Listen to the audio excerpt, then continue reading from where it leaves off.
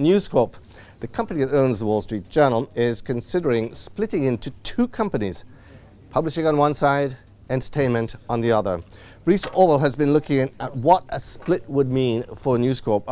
Bruce, this idea has been around for a while. It's not particularly new, is it? It has. It's been around for quite a long time, partly because a lot of News Corp investors don't like owning the newspaper publishing assets and the publishing assets generally, which are, not exactly the most promising growth business in the modern world.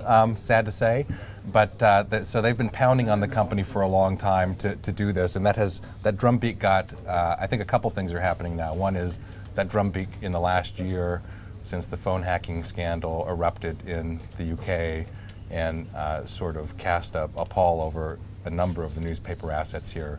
Well, obviously they had to shut down News of the World as well. So. Right, a lot of investors just want to get away from all that noise. They don't want to have anything to do with it. And then I think another issue is that we frequently hear that Rupert Murdoch, the chairman and chief executive of News Corp, has always opposed this. But one person who has been thought to be in favor of it is Chase Carey, who's the chief operating officer and likely the next CEO of News Corp if as things currently stand.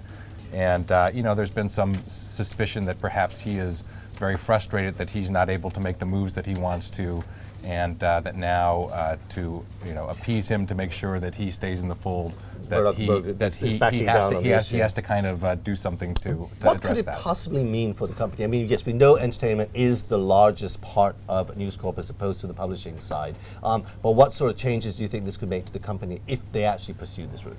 Well, look, there are some precedents for this kind of thing. Viacom a few years ago split into a TV broadcaster and another company anchored by the movie studios. But in that case, it was a little bit more of an even division of the assets. People thought CBS was maybe sort of the slow growth company, but there was still a broadcast network at the heart of that. In this case, it's a bit different. You're taking the big profitable, revenue generating part of the company. I think it's 3 times the revenue that's in all these entertainment assets compared to the publishing assets. The publishing stuff is, probably, frankly, a less promising growth story. Okay, but I mean, what about the earnings results? How have they been looking? I mean, is it a case that that's putting pressure on this whole issue as well? News Corp's been doing fine. The stock has been going up partly because they've been buying back a lot of stock in the last year. But there has been this incessant, sort of relentless pressure from the investor community to do something about this.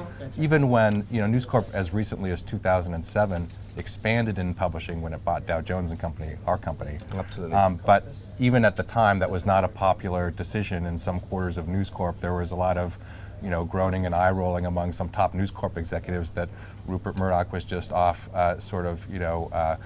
indulging his passion for newspapers, and he'd always wanted to get hold of the Wall Street Journal, hadn't he? He for had many years. But that seems to be coming to a head now. So. Well, Bruce, thank you very much indeed. Yeah.